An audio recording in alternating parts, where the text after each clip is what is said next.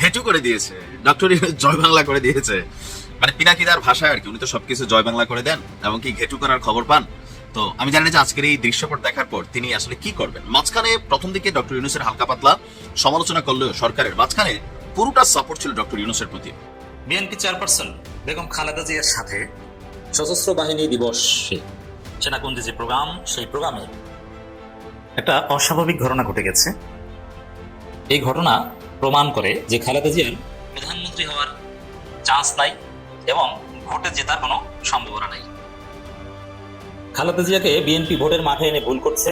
খালেদা জিয়ার মাধ্যমে নির্বাচনী রেসে জয়লাভ করা আদৌ সম্ভব নয়। গত 17 তারিখে শেখ হাসিনার ফাঁসির রায় হবার পর এবং আসাদুজ্জামান কামালের ফাঁসির রায় হবার পর আওয়ামী লীগের যে সমস্ত বন্দীরা জেলখানায় আটক আছেন তাদের মানসিক অবস্থান একবার চিন্তা করেন।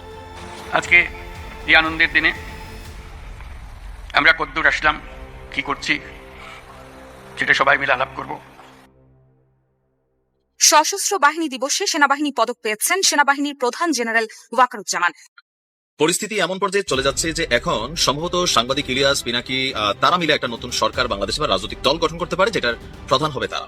শেখ হাসিনার ব্যাপারে সময় পর্যন্ত ঠিক আছে, বাট এই যে আরো পলাতক নেতা যেমন আসাদুজ্জামান খান কামাল, ওবায়দুল কাদের, জেনারেল মুজিব, নওফেল, আরাফাত, এদেরকে পাঠিয়ে দাও, তাই না? আস্তে আস্তে আসুক। তখন ভারতের জাতীয় নিরাপত্তা উপদেষ্টা অজিত দোভাল বলেছেন যে এগুলোর জন্য বাংলাদেশ সরকারের সঙ্গে আমাদের আলোচনার টেবিলে বসা প্রয়োজন। সেনাবাহিনীকে ডিল করতে যে তারেক রহমান একটা কঠিন পরিস্থিতি পড়েছেন, বেকায়দায় পড়েছেন, উভয় সংকটে। এমনকি এই সংকটের কারণে তারেক রহমান বিএনপিকে ক্ষমতা আনতে ব্যর্থ হবেন বা অলরেডি তো হয়েছেন। এমনকি সাংবাদিক ইলিয়াসও শক্ত ভূমিকা রেখেছিলেন। হঠাৎ করে ডক্টর ইউনূসকে নিয়ে গালাগালি সহ বিভিন্ন ধরনের কথাবার্তা তারা দুইজন শুরু করলেন, আরো অনেকেই শুরু করলেন। এর মধ্যে একটা প্রধান কারণ ছিল আমাদের যিনি সেনা প্রধান আছেন জেনারেল ওয়াকারুজ্জামানকে নিয়ে। তারা ভাবছিল যে তাদের কথাবার্তায় বা তাদের চাপে বা মাঠে তারা যে শক্তি প্রদর্শন করে এগুলোতে ডক্টর ইউনূস ভয় পাবে এবং সেনা প্রধানকে সরিয়ে দিবে। সেনাবাহিনীতে কু ঘটতেছে, সেনাবাহিনী এই করতেছে সেই করতেছে, অনেক কিছু চেষ্টা করেও কোনোভাবেই সেনা প্রধান বনাম ডক্টর ইউনূসের মধ্যে যে দূরত্ব, এটা কিন্তু তৈরি করতে পারে না তারা। উল্টো তারাই মাইনাস হয়ে গেছে সরকারের কাছ থেকে, তাই না? কারণ তারা এখন দেশে আসতে পারতেছে না। আসলে কিন্তু 100% বিপদে পড়বে। এই মুহূর্তে আসলে, আগামীতে আসলেও পড়তে পারে বিএনপির সময়, জানি না সেটেলমেন্ট কি হয়। যাই হোক, এখন আজকে সেনা প্রধান জেনারেল ওয়াকারুজ্জামানকে বহিষ্কারের বদলে ডক্টর ইউনূস কি দিলেন? সেনাবাহিনী পদক 2025। খুবই গুরুত্বপূর্ণ একটা পদক, মানে তার চাকরির ঠিক শেষ সময়ে এসে ডক্টর ইউনূসের কাছ থেকে স্বীকৃতি হিসেবে নিয়ে নিলেন। সশস্ত্র বাহিনী দিবস ছিল আজকে। সশস্ত্র বাহিনী দিবস উপলক্ষে সেনাবাহিনীর প্রধান জেনারেল ওয়াকারুজ্জামানকে সেনাবাহিনী পদক দিয়েছেন প্রধান উপদেষ্টা ডক্টর মোহাম্মদ ইউনূস। আর এই উপলক্ষে আপনারা জানেন যে আজকে ঢাকা সেনানিবাসে একটা বিশাল অনুষ্ঠান হয়েছে, যেখানে বিএনপির যিনি সভানেত্রী আছেন বেগম খালেদা জিয়া, তিনি উপস্থিত ছিলেন, অন্যান্য নেতা নেত্রীরাও উপস্থিত ছিলেন, তারপর হচ্ছে এনসিপি নেতারাও গিয়েছিলেন, ডক্টর ইউনূস সেখানে প্রধান অতিথি ছিলেন। তো আপনার অনুষ্ঠানে খেতাবপ্রাপ্ত বীর মুক্তিযোদ্ধা এবং তাদের উত্তরাধিকার যারা আছেন তাদের সংবর্ধনা অনুষ্ঠানেও বক্তব্য দিয়েছেন ডক্টর ইউনূস। এছাড়া ঢাকা সেনানিবাসে বাংলাদেশ আর্মড ফোর্সেস ট্রেনিং কম্পেন্ডিয়ামের মোড়কও উন্মোচন করেন তিনি। এছাড়া সেনাবাহিনীর প্রতি যথেষ্ট পজিটিভ বার্তা দিয়েছেন। এখন কেন সেনাবাহিনীকে এতটা সমীহ করছেন? নর্মালি যেই সরকারি রাষ্ট্র ক্ষমতায় থাকুক, তাদের শাসন ব্যবস্থাকে সমুন্নত রাখতে বা তাদের শাসনকে মাঠ পর্যায়ে টিকিয়ে রাখতে সেনাবাহিনীর সাপোর্ট খুবই জরুরি, খুবই মানে খুবই। আর যেহেতু বাংলাদেশে বিভিন্ন সময় সেনা কু হয়েছে বা সেনাবাহিনী ক্ষমতা দখল করেছে এবং কি প্রশংসিত হয়েছে, সমালোচিত হয়েছে, তো এরকম নজির কিন্তু আছে। আর ডক্টর মোহাম্মদ ইউনূস তিনি কোনো পলিটিক্যাল ক্যারেক্টার না, যদিও তিনি পলিটিক্স ভালো বোঝেন। নির্দিষ্ট একটা সময়ের জন্য আসে আর গয়না 2 মাস। এখন তিনি সেনাবাহিনী, সেনাপ্রধান, ওনাদেরকে নিয়ে কোনো ধরনের মন্তব্য করা বা কোনো অ্যাকশনে যাওয়া, পিনাকি বা সাংবাদিক ইলিয়াসের কথা শুনে এত বড় বোকা ডক্টর ইউনূস না, উনি নোবেল এমনি এমনি পাইছেন না। যেহেতু সামনে নির্বাচন, ডক্টর মোহাম্মদ ইউনূস কমিটেড যে এমন একটা নির্বাচন হবে সারা পৃথিবী অবাক চোখে তাকিয়ে দেখবে, দেখো দেখো এই সে ডক্টর ইউনূস শান্তিতে যেমন নোবেল পুরস্কার পাইছে, একটা নির্বাচন কইরা দিছে, এমন এক নির্বাচন যেটা রোল মডেল হয়ে থাকবে বিশ্বের কাছে। সারা পৃথিবী ডক্টর মোহাম্মদ ইউনূসের কাছে আসবে, ইন্টারভিউ নেবে, কেমনে করলেন স্যার, কেমনে স্যার, বলবো এমনে। তো যে এমনি করার জন্য যে জিনিসটা দরকার সেটা হচ্ছে মাঠকে, লেভেল প্লেইং ফিল্ডকে নিরাপদ রাখা, নির্বাচনের দিন কোনো ধরনের কোনো অপ্রীতিকর ঘটনা না ঘটা, টোটাল সিচুয়েশনটা কন্ট্রোল রাখা। আর এই কন্ট্রোলিং এর খেলাটা এটা হচ্ছে সেনাবাহিনীর হাতে পুলিশের চেয়ে অনেক গুণ বেশি। কারণ বাংলাদেশের মানুষ দিন শেষে সেনাবাহিনীর ভয় পায়। সো সরকার ওই দিনও বলছেন যে নির্বাচনে সেনাবাহিনীর সার্বিক সহযোগিতা দরকার। আর এই মুহূর্তে আইসা সেই কাজটাই তিনি করেছেন, সেনাবাহিনী পদক জেনারেল ওয়াকারুজ্জামানকে দিয়েছেন। আর আমার মনে হয় যে সবকিছু মিলিয়ে খারাপ না। এটা সেনাবাহিনী এবং সরকারের মধ্যে সবসময় সুসম্পর্ক থাকা জরুরি। আপনি পৃথিবীর যেই দেশে দেখবেন সেনাবাহিনী আর সরকারের মধ্যে ক্যাচাল আছে, ওই দেশ অস্থির অবস্থায় থাকে, গৃহযুদ্ধ বাদে। সুদানের নমুনা দেখেন, আমাদের পাশের দেশ পাকিস্তানের নমুনা দেখেন, মিয়ানমারের নমুনা দেখেন, সব কিন্তু একই ঘটনা। ভালো থাকুন, আসসালামু আলাইকুম। বিএনপি চেয়ারপারসন বেগম খালেদা জিয়ার সাথে সশস্ত্র বাহিনী দিবসে সেনাকুঞ্জে যে প্রোগ্রাম, সেই প্রোগ্রামে একটা অস্বাভাবিক ঘটনা ঘটে গেছে। এই ঘটনা প্রমাণ করে যে খালেদা জিয়ার প্রধানমন্ত্রী হওয়ার চান্স নাই এবং ভোটে জেতার কোনো সম্ভাবনা নাই। খালেদা জিয়াকে বিএনপি ভোটের মাঠে এনে ভুল করছে। খালেদা জিয়ার মাধ্যমে নির্বাচনী রেসে জয়লাভ করা আদৌ সম্ভব নয়। দর্শক, বেগম খালেদা জিয়া সেনাকুঞ্জের সশস্ত্র বাহিনী দিবস উপলক্ষে আয়োজিত অনুষ্ঠানে যোগদান করেছেন। এই অনুষ্ঠান খালেদা জিয়ার উপস্থিতিতে আরো বেশি সুন্দর হয়েছে, আরো বেশি আকর্ষণীয় হয়েছে, আলাদা একটা আকর্ষণ পেয়েছে। এমনকি গণমাধ্যমে খালেদা জিয়ার উপস্থিতি অত্যন্ত চমৎকারভাবে ফুটে উঠেছে এবং টোটাল অনুষ্ঠানের অন্যতম আকর্ষণীয় বিষয় ছিল সাবেক প্রধানমন্ত্রী বেগম খালেদা জিয়ার উপস্থিতি। এই দৃশ্যটা ভালো লাগার, আকর্ষণীয়, অ্যাট্রাকটিভ, আপিলিং, সব ঠিক আছে। কিন্তু বিএনপির ভোটের রাজনীতি, ব্যক্তি খালেদা জিয়ার ভোটের রাজনীতির জন্য, খালেদা জিয়া ভোটে জিতে আসবেন এর জন্য অত্যন্ত নেতিবাচক। আপনি সেনাকুঞ্জের অনুষ্ঠানের টোটাল চিত্র যদি দেখেন, দৃশ্যটা ছিল খালেদা জিয়ার প্রতি সিম্প্যাথি এবং ছবি নিউজ দেখে জনগণের রিয়াকশন ছিল খালেদা জিয়ার প্রতি সিম্প্যাথি। যেমন, যেহেতু জামাত ইসলামী এবার খালেদা জিয়ার প্রতিপক্ষ, এই জন্য জামাত ইসলামের লোকজন এনসিপি, খালেদা জিয়া বা বিএনপির প্রতিপক্ষ নির্বাচনী মাঠে, তারা কিন্তু কিছুতেই ধানের শীষে ভোট দিবে না। আর খালেদা জিয়া 3 আসনে ধানের শীষ প্রতীক নিয়ে নির্বাচন করবেন বলা হচ্ছে। কিন্তু খালেদা জিয়ার বিরুদ্ধে যারা ভোটে লড়বেন, সেই জামাত, সেই এনসিপি খালেদা জিয়ার প্রতি যে সম্মান দেখালো, তার সাথে যেভাবে দেখা করলো, তাকে যে শ্রদ্ধা দেখালো, এটা কিন্তু খালেদা জিয়ার প্রতি রাজনৈতিক সমর্থন নয়, ধানের শীষে ভোট দেওয়ার সমর্থন নয়। এটা হচ্ছে সিম্প্যাথি, করুণা, শ্রদ্ধা। সব শ্রদ্ধায় ভোট দেওয়া হয় না। তাহলে কি দাঁড়ালো? যে খালেদা জিয়াকে জামাত ইসলামী সম্মান করে, শ্রদ্ধা দেখায় এবং খালেদা জিয়ার প্রতি সিম্প্যাথি আছে। এনসিপি খালেদা জিয়াকে শ্রদ্ধা করে, সম্মান দেখায় এবং খালেদা জিয়ার প্রতি এনসিপির সিম্প্যাথি আছে। যদিও খালেদা জিয়া নির্বাচনী আসনে বলা হয়েছিল যে এনসিপির কোনো প্রার্থী থাকবে না, কিন্তু কেউ কেউ খালেদা জিয়া নির্বাচনী আসনে মনোনয়ন কিনেছেন এবং ব্যক্তি খালেদা জিয়াকে ভোট দিলেও ওভারঅল ধানের শীষের সমর্থক তো তারা না, এবং শেষ পর্যন্ত এই সমীকরণ থাকবে না। খালেদা জিয়ার আসনে এনসিপি প্রার্থী না দিলেও দাঁড়িপাল্লার প্রার্থীও থাকবে। তো এনসিপির লোকজন দাঁড়িপাল্লায় ভোট দিবে হয়তো, যেহেতু জাতীয় রাজনীতিতে এনসিপি বিএনপি সম্পর্ক একদম কন্ট্রাডিক্টরি। অতএব এনসিপির লোকজন খালেদা জিয়ার আসনে প্রার্থী না দিলেও ধানের শীষে ভোট দিবে, এটা হওয়ার কথা নয়। তাহলে কি দাঁড়ালো?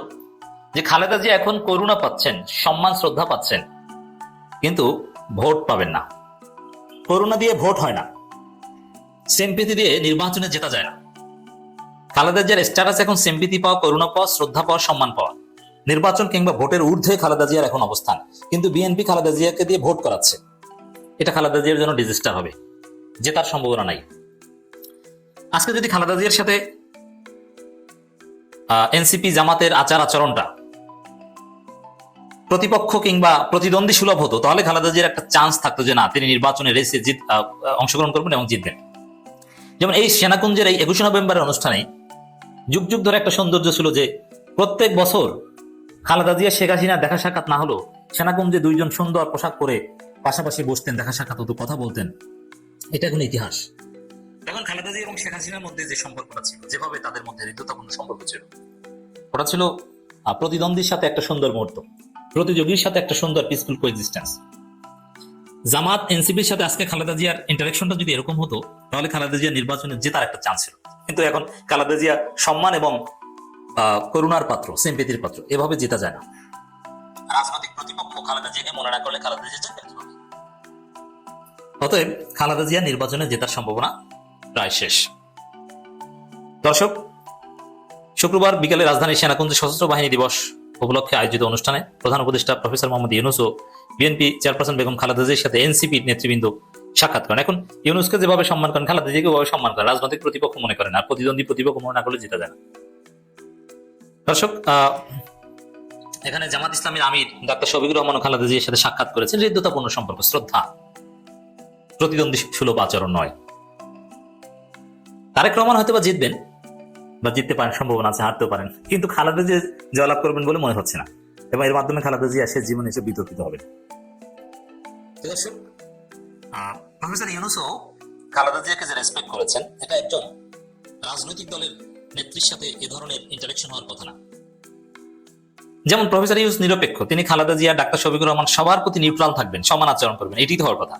কিন্তু প্রফেসর ইউনূস এমন ভাবে আচরণ করছেন খালেদা জিয়ার সাথে যে খালেদা জিয়া বাংলাদেশের গার্ডিয়ান, সর্বজন শ্রদ্ধেয়, তিনি পক্ষপাতের ঊর্ধ্বে, তিনি আলাদা সম্মানের যোগ্য। এর মাধ্যমে প্রমাণিত হয় যে খালেদা জিয়া আসলে প্রার্থী না, ইউনূস নিরপেক্ষ না, খালেদা জিয়া প্রার্থীর ঊর্ধ্বে। আর এই প্রার্থীর ঊর্ধ্বে হওয়ার কারণে খালেদা জিয়া হারবেন। আমরা এটাই রাখতে চাই। পিনাকি ভট্টাচার্য এটা বারবার বলেন, খালেদা জিয়াকে আমরা নির্বাচন, রাজনীতি, ডিভিশন, প্রতিদ্বন্দ্বী, প্রতিপক্ষ এগুলোর ঊর্ধ্বে রাখতে চাই। বরং খালেদা জিয়াকে নিয়ে প্রস্তাব আসতে পারে যে দলে জিতুক তাকে এই আবশ্যিক নেত্রীকে প্রধানমন্ত্রী বানাবে, যদিও জামাত এটা মানবে না, কোন দুঃখে মানবে, কেন নির্বাচনে জিতে আসা ছাড়া তাকে প্রেসিডেন্ট বানাতে চাই। কিন্তু এই প্রস্তাব দিতে পারে।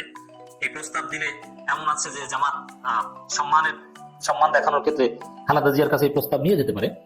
এরপরে খালেদা জিয়া বাস্তবতার নিরিখে সেই প্রস্তাব বিনয়ের সাথে প্রত্যাখ্যান করতে পারে যে না, অন্য কাউকে বানা, আমার বয়স নেই, তাহলে সব ঠিক থাকে।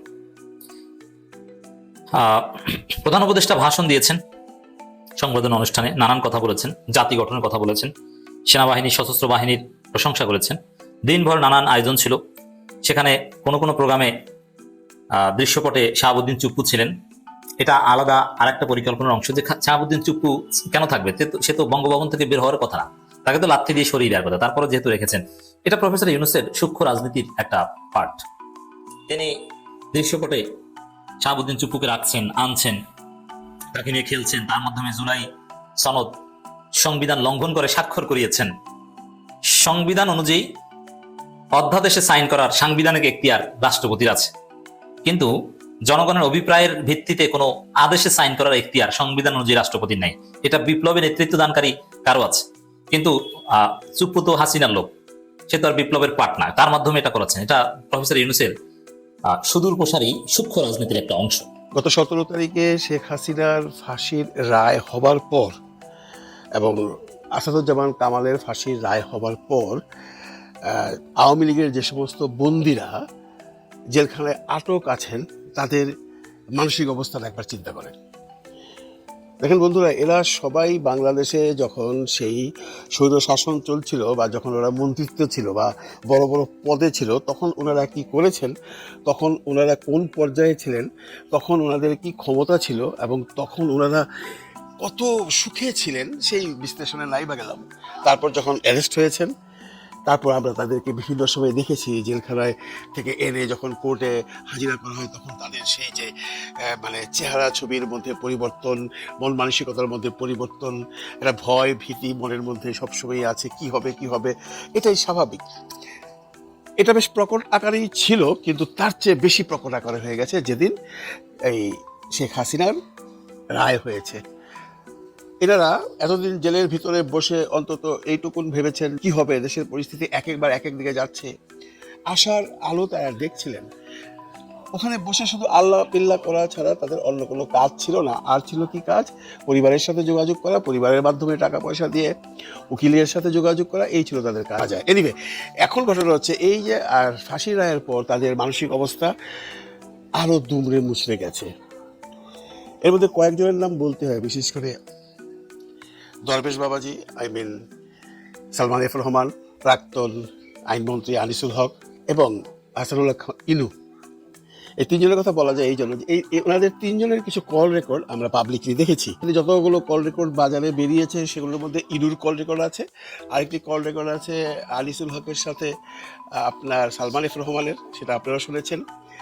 সেখান থেকে কতটুকু কি প্রমাণিত হয় সেটা আদালতের ব্যাপার, কিন্তু তারা যে অন্যান্য অপকর্মগুলো করেছেন সেগুলোর বিচার করতে গেলেও তাদের ফাঁসি হতেই পারে, এটা তারা নিজেরাও ধরে নিয়েছেন।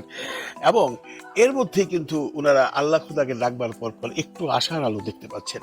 সেই আশার আলোটা কি জানেন? সেই আশার আলোটা হলো প্রাক্তন আইজিপি মামুন সাহেব। কেন ওনার নাম বললাম? দেখুন, একই মামলায় একই রকম সাজা পেয়ে একই রকম অপরাধ করে শেখ হাসিনা এবং কামালের, আসাদুজ্জামান কামালের ফাঁসির রায় হয়েছে, কিন্তু সেই মামলাতে কিন্তু মামুন সাহেবও সম পরিমাণ দায়ী একজন আসামি। ওনার কিন্তু 5 বছরের কারাদণ্ড হয়েছে। এর কারণটা কি আপনারা জানেন? উনি রাজসাক্ষী হয়েছিলেন। রাজসাক্ষী হওয়াতে উনি সরকারিভাবে সেই সুযোগটা পেয়েছেন। রাজসাক্ষী হলে এটা সারা বিশ্বে একটা নিয়ম আছে, তাদেরকে এই ধরনের সুবিধা দেয়া হয়। এখন যারা ভেতরে আছেন, যারা জীবন মরণের সন্ধিক্ষণে আছেন, তাদের মধ্যে কেউ কেউ ভাবছেন আমিও রাজসাক্ষী হয়ে যাব। এর মধ্যে প্রথম হলো পলক। পলক এই জন্য বলছেন যে পলকের সাথে কিন্তু কারো কোনো বড় ধরনের কল রেকর্ডিং নাই। পলকের বড় ক্রাইম হলো ইন্টারনেট বন্ধ করে দেওয়া। উনি যেটা বলতে চাচ্ছেন যে উনি প্রধানমন্ত্রীর হুকুম অনুযায়ী উনি এই কাজটি করেছেন, এটা যদি তার অপরাধ হয়ে থাকে তাহলে অপরাধ হয়েছে।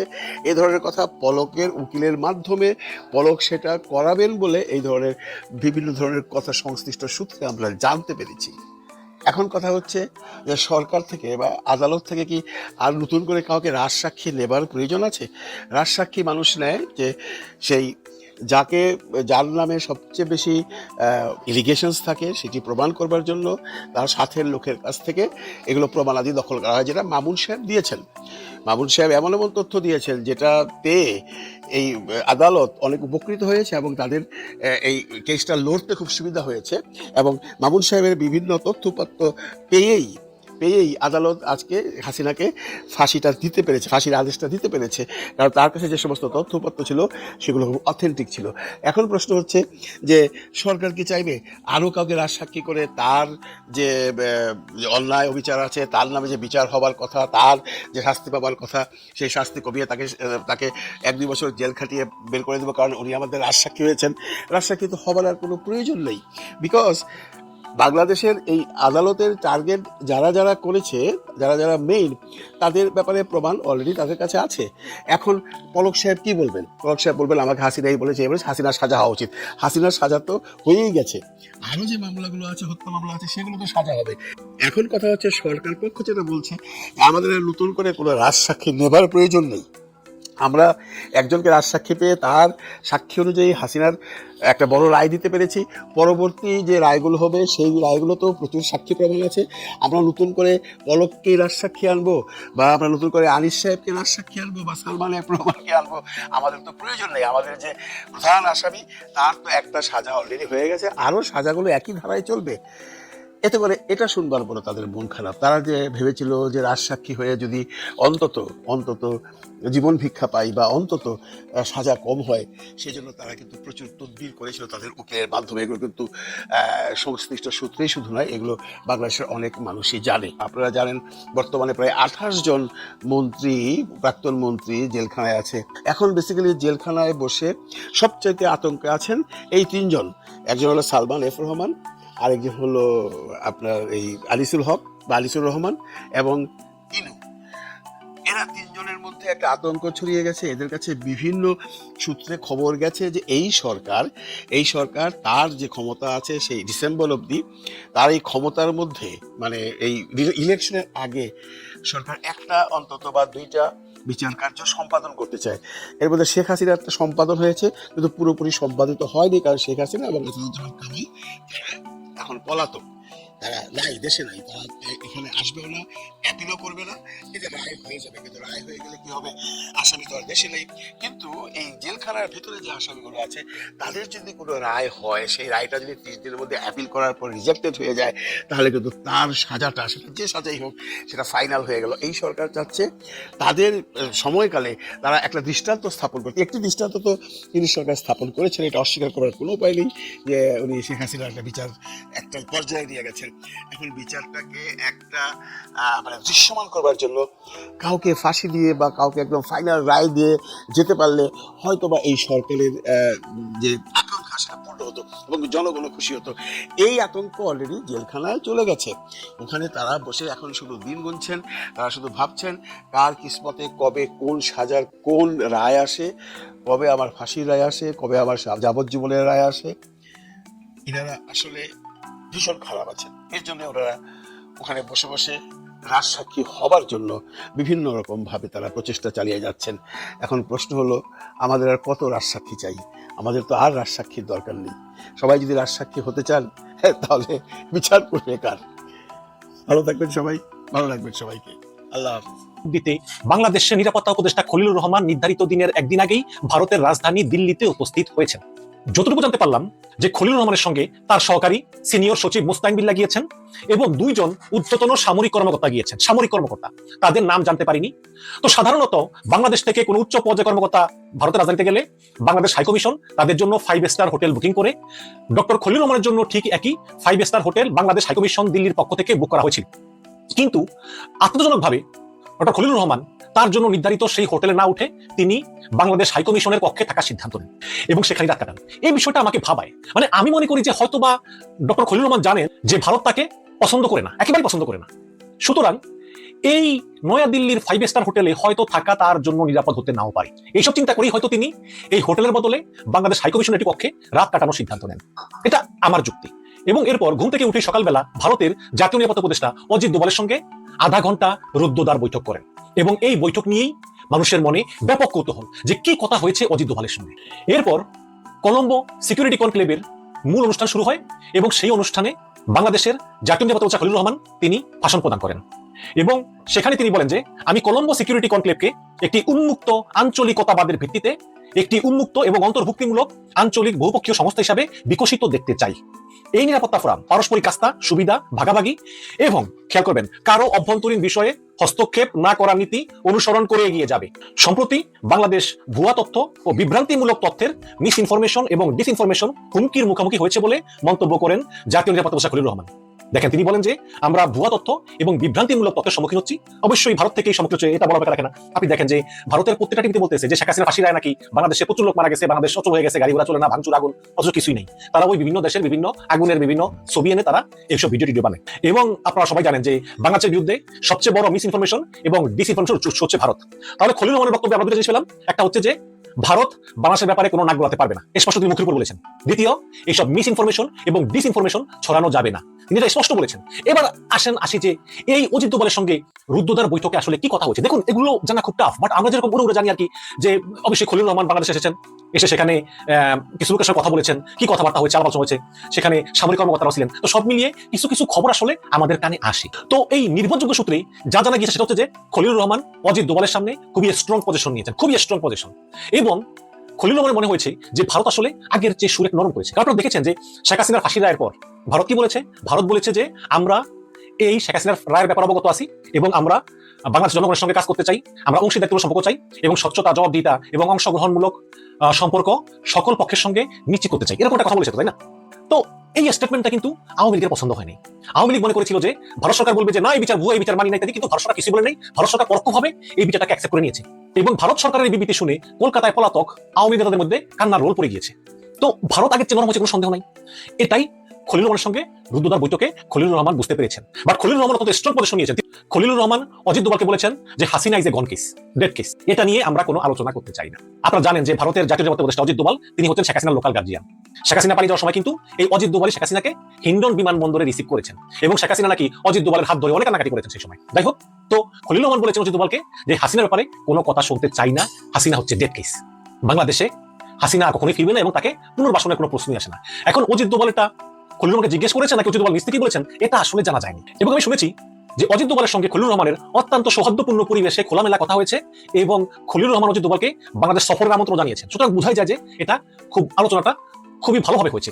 এবং সেখানে আরো শোনা যায় যে ভারতের পক্ষ থেকে আলোচনার প্রস্তাব দেওয়া হয়েছে। কি আলোচনার প্রস্তাব দেওয়া হয়েছে আসুন সে ব্যাপারে একটু আলোকপাত করি। আলোচনা হচ্ছে যে ভারত চায় বাংলাদেশের ভিতর দিয়ে একটা ট্রানজিট, কলকাতা থেকে আসামের দিক দিয়ে বাংলাদেশের উপর দিয়ে যে একটা রেল লাইন বা সড়ক পথ পদ্মা সেতু হয়ে, এটা ভারত চায়। ভারত ট্রানজিট চায়, ভারত চট্টগ্রাম বন্দর ব্যবহার করতে চায়। তারপরে বাংলাদেশের ভিতরে কয়েকটা ইকোনমিক জোন চায়, যেমন ওই যে রপ্তানি উন্নয়ন ব্যুরো ইপিজেডের মতো এরকম জোন চায়, ডিপ্লোমেসি উন্নয়ন করতে চায় এবং নিরাপত্তা বিষয়ক তথ্য আদান প্রদানের সহযোগিতা চায়। প্লাস একই সঙ্গে আরো বিভিন্ন কথাবার্তা আছে, যেমন ভারতের দাবি যে বাংলাদেশ নাকি প্রচুর জঙ্গিদেরকে দেখা থেকে ছেড়ে দিয়েছে, এটা নিয়ে একটা কনসার্ন আছে, সিকিউরিটি কনসার্ন এগুলো আছে। এই যে ভারত এই জিনিসগুলো চায়, এটা কিন্তু গোপন বিষয় না। এটা ভারত এর আগেও বিএনপি এবং জামাতকে প্রস্তাব দিয়েছিল যে যেই ক্ষমতায় আসো আমাদেরকে এই transit, corridor, economic zone, security, তথ্য আদান প্রদান এগুলো আমাদেরকে দিতে হবে। কিন্তু এই প্রথম অজিত দোভাল সরাসরি খলিলুর রহমানকে অ্যাপ্রোচ করলো যে আমরা এগুলো চাই এবং এতে আমরাও সহযোগিতা করব, তোমরাও সহযোগিতা পাবে। তখন উত্তরে খলিলুর রহমান বলেছেন যে আমরা আসি আর মাত্র 2.5 থেকে 3 মাস এবং এই যে তোমাদের ট্রানজিট, তারপরে ইকোনমিক জোন প্রতিষ্ঠা, এগুলো হচ্ছে অনেক লং টার্ম আলোচনা, অনেক হিসাব নিকাশ, অনেক বিশেষজ্ঞমূলক আলোচনা, নির্ধারণ, অনেক কিছু। সুতরাং এটা আমাদের পক্ষে করা সম্ভব না, বাট পরবর্তী সরকার এসে এসব ব্যাপারে সিদ্ধান্ত নেবে। এবং খলিলুর রহমান বলেছেন যে যেহেতু বাংলাদেশের আদালতের একটা রায় হয়েছে এবং সেখানে শেখ হাসিনা এবং আসাদুজ্জামান খান কামালকে দণ্ড দেওয়া হয়েছে, সুতরাং আমরা তাদেরকে ফেরত চাই। তো অজিত দোভালের কথা হচ্ছে যে আসলে বাংলাদেশ ভারত সম্পর্ক এত বিশাল যে মৃত্যুদণ্ডপ্রাপ্ত আসামিকে রেখে আসলে আমরা সম্পর্ক নষ্ট করতে চাই না। কিন্তু যেহেতু শেখ হাসিনার সঙ্গে ভারতের একটা ঐতিহাসিক সম্পর্ক আছে এবং শেখ হাসিনাকে ভারতে রাখার ব্যাপারে ভারতের সর্বদলীয় একটা ঐক্যমত্য হয়েছে, সুতরাং শেখ হাসিনাকে ফেরত দেওয়ার ক্ষেত্রে আমাদের অনেক আলোচনা এবং সময় প্রয়োজন। তখন খলিলুর রহমান বলেছেন, শেখ হাসিনার ব্যাপারে সময় প্রয়োজন ঠিক আছে, বাট এই যে আরো পলাতক নেতা যেমন আসাদুজ্জামান খান কামাল, ওবায়দুল কাদের, জেনারেল মুজিব, নওফেল, আরাফাত এদেরকে পাঠিয়ে দাও, তাই না? আস্তে আস্তে আসুক। তখন ভারতের জাতীয় নিরাপত্তা উপদেষ্টা অজিত দোভাল বলেছেন যে এগুলোর জন্য বাংলাদেশ সরকারের সঙ্গে আমাদের আলোচনার টেবিলে বসা প্রয়োজন। এবং কি আলোচনা হচ্ছে যে আমাদেরকে সুযোগ দিতে হবে, আমাদেরকে ট্রানজিট করিডোর, ইকোনমিক জোন, তারপরে ডিপ্লোমেসি উন্নয়ন, তথ্য আদান প্রদান, এরকম বিভিন্ন দিতে হবে, তাহলেই আমরা এগুলোর ব্যাপারে ভেবে দেখব। প্লাস অজিত দোভাল বলেছেন যে পাকিস্তানের সঙ্গে সম্পর্ক, চায়নার সঙ্গে সম্পর্ক, সামরিক সহযোগিতা এগুলোতে আমরা সন্তুষ্ট নই। তখন খলিলুর রহমান বলেছেন যে এগুলো সবই হচ্ছে আত্মরক্ষার জন্য, ভারতের বিরুদ্ধে ব্যবহার করার জন্য নয়। এবং পাকিস্তান এবং চীনের সঙ্গে আমরা ততটুকু সম্পর্ক রাখি যতটুকু সম্পর্ক আমাদের শুধু আত্মরক্ষার জন্য, ভারতের কোনো ক্ষতি করার জন্য নয়। সুতরাং এর ব্যাপারে তুমি 100% নিশ্চিত থাকো যে বাংলাদেশ থেকে কখনোই ভারতের বিরুদ্ধে কখনো কোনো কিছুই করা হবে না, এবং আমাদের সেই ইচ্ছাও নেই। হাসিনাকে বা কামালকে বা কাদেরকে বা অন্যান্যদেরকে বাংলাদেশে ফিরানোর জন্য বাংলাদেশ সরকার ভারতের সঙ্গে আলোচনা টেবিলে বসবে কিনা বা ভারতের সঙ্গে নিগোসিয়েশন করবে কিনা, এই ব্যাপারে আসলে খলিলুর রহমান নিজেরা তেমন কোনো মন্তব্য করেননি, বাট বলেছেন যে এগুলো একটা দীর্ঘ ব্যাপার, সুতরাং এগুলো পরবর্তী সরকারের জন্য আমরা রেখে দেব। তবে হ্যাঁ, আলোচনাটা এখন শুরু করা যায়, কিন্তু এটা যে শেষ পর্যন্ত বলাই বাহুল্য, তাই না? মাত্র অল্প কমাস আছে। সুতরাং এই সামরিক আলোচনা থেকে একটা বিষয় বোঝা যায় যে ভারতের টোনাকে অনেক নরম, তারা বাংলাদেশের সঙ্গে সহযোগিতামূলক সম্পর্ক চায় এবং তারা আসলে নতুন করে কোনো বিবাদে জড়াতে চায় না। এবং অজিত দোভাল খলিলুর রহমানকে বলেছে যে বাংলাদেশের জন্য অলরেডি আমরা ভারতের বিজনেস ভিসা গ্রহণ করা শুরু করেছি, আমরা তোমাদের সঙ্গে সহযোগিতামূলক সম্পর্ক চাই। কারণ ভারতও বুঝে গিয়েছে যে হাসিনার ফাঁসি রায়ের পর বাংলাদেশে কোথাও কোনো শব্দ হলো না, গন্ডগোল হলো না, তার মানে হাসিনার কোনো সমর্থন নাই, সে গন কেস। তো এখন তারা আমাদের সঙ্গে সুসম্পর্ক চায়। এবং খলিলুর রহমান বলেছেন যে আমরা ভারতের সঙ্গে কোনো খারাপ সম্পর্ক চাই না, প্লাস সামনের নির্বাচন এখন তো নয়, কখনোই চাই না। তোমরা যদি বন্ধুত্বপূর্ণ সম্পর্ক বজায় রাখো তাহলে আমরাও রাখবো, কিন্তু আমাদেরকে এই যে অপরাধী যারা আছে দণ্ডপ্রাপ্ত তাদেরকে ফেরত দিতে হবে। এবং দর্শক, সবচেয়ে গুরুত্বপূর্ণ তথ্য হচ্ছে অজিত দোভাল খলিলুর রহমানকে বলেছেন যে শেখ হাসিনা না হোক, অন্তত আওয়ামী লীগের কিছু হেভি ওয়েট পলাতক নেতা যারা কলকাতায় লুকিয়ে আছেন তাদেরকে বাংলাদেশ সরকারের কাছে এই সরকারের আমলেই, এই আগামী 2-3 মাসের ভিতরেই এই সরকারের আমলেই ভারত হ্যান্ড ওভার করতে পারে। শেখ হাসিনা না, কিন্তু যারা আছে যেমন কামাল, কাদের, জেনারেল মুজিব, অন্যান্য যারা আছে, অনেকে আছে না, এদের কয়েকজন হেভি ওয়েট আওয়ামী লীগ নেতাকে এই সরকারের আমলেই ভারত হস্তান্তর করবে বাংলাদেশের কাছে, যদি বাংলাদেশের কাছ থেকে তারা কিছু নিশ্চয়তা পায়। এর জন্য তারা চায় বাংলাদেশ সরকার আলোচনার টেবিলে বসুক। আর বাকি থেকে শেখ হাসিনা, শেখ হাসিনার বিষয়ে তারা এখনো কোনো কথা বলেনি, বাট আমি তথ্য শুনেছি, সেটা হচ্ছে যে শেখ হাসিনাকে তারা তৃতীয় কোনো দেশে পাঠানোর পরিকল্পনা করতেছে। ভারত চায় যে শেখ হাসিনাকে যতই তারা রাখবে ততই বাংলাদেশের সঙ্গে সম্পর্ক নষ্ট হবে, কারণ শেখ হাসিনার মুখ বন্ধ হবে না, বাংলাদেশের সঙ্গে সম্পর্ক ভালো হবে না। সুতরাং যদি শেখ হাসিনাকে তৃতীয় কোনো দেশে পাঠিয়ে দেওয়া যায় তাহলে ভারতের সমস্যা নেই। এখন ভারতের পছন্দ হচ্ছে পূর্ব ইউরোপের দেশ, খুব সম্ভবত বেলারুশ। আপনারা জানেন যে বেলারুশের প্রেসিডেন্ট আলেকজান্ডার লুকাশেঙ্কো আজকে মনে হয় 45 বছরের ক্ষমতায়, 45 ইয়ার্স। তো তিনি মূলত ভারত চায় শেখ হাসিনাকে সেখানে পাঠিয়ে দিতে, কারণ শেখ হাসিনাকে ভারত এমন দেশে পাঠাতে চায় যে দেশের সঙ্গে বাংলাদেশের কোনো কূটনৈতিক সম্পর্ক নাই। সেনাবাহিনীকে ডিল করতে যে তারেক রহমান একটা কঠিন পরিস্থিতি পড়েছেন, বেকায়দায় পড়েছেন, উভয় সংকটে। এমনকি এই সংকটের কারণে তারেক রহমান বিএনপিকে ক্ষমতায় আনতে ব্যর্থ হবেন বা অলরেডি তো হয়েছেন।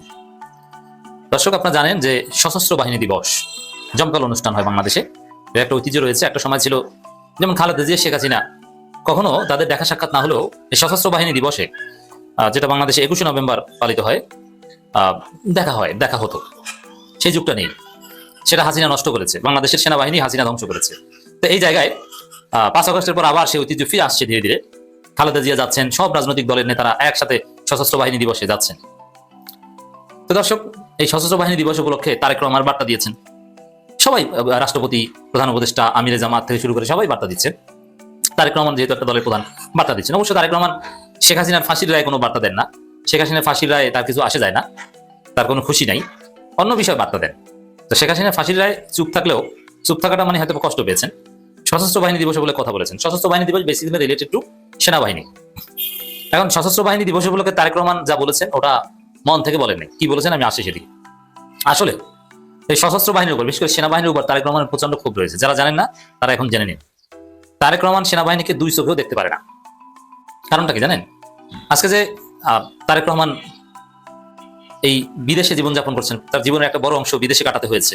60 বছর পার হয়ে গেছে, জীবনের 1/3 লন্ডনেই থাকতে হয়েছে তাকে, এবং কঠিন মার খেয়েছেন তিনি। তাকে পা উপরে বেঁধে, হাত উপরে বেঁধে ফ্যানের সিলিং এর সাথে ঝুলিয়ে তাকে পেটানো হয়েছিল এবং কোমর ভেঙে দিয়েছিল। কি নৃশংসতা!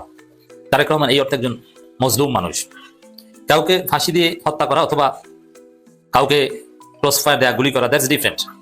কিন্তু আপনি তাকে মারবেনও না, আবার বাঁচতেও দিবেন না, এটা খুব কষ্টের। তারেক রহমানের উপর এরকম নির্যাতন করা হয়েছে, ইলেকট্রিক শক থেকে শুরু করে একজন সাবেক রাষ্ট্রপতির ছেলে, সাবেক প্রধানমন্ত্রীর ছেলে এইভাবে মার খাবেন, এটা বিরল, পৃথিবীতেই বিরল। তাও আবার জীবিত রাখবেন, মেরে ফেলে